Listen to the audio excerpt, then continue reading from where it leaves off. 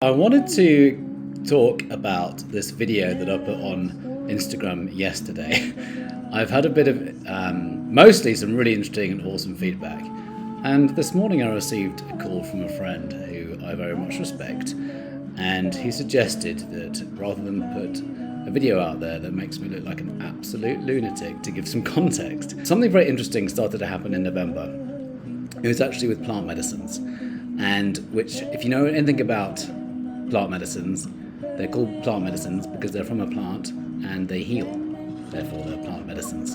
A lot of this is native, it is indigenous, and it's a world that I'm very much a part of and exploring, shall I say.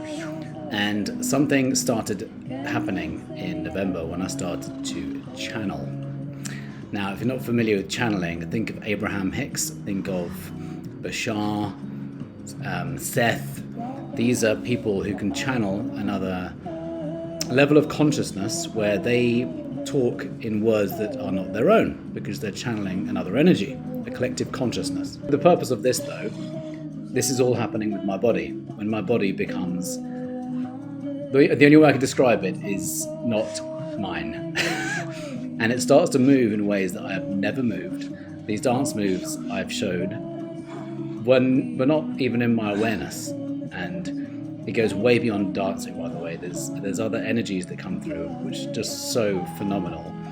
And it's all around indigenous, native medicine and sacred medicine. So what you can see here now is building energy. I'm kind of building energy and just kind of noticing and following the guidance. Whatever my body is doing, I'm just kind of allowing it to do what it's doing. I'm kind of witnessing it do this.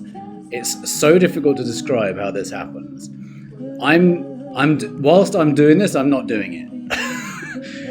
And this is very different to just kind of dancing in Ibiza, how I used to do kind of, back in my 20s. This is being guided by an energy which is not me.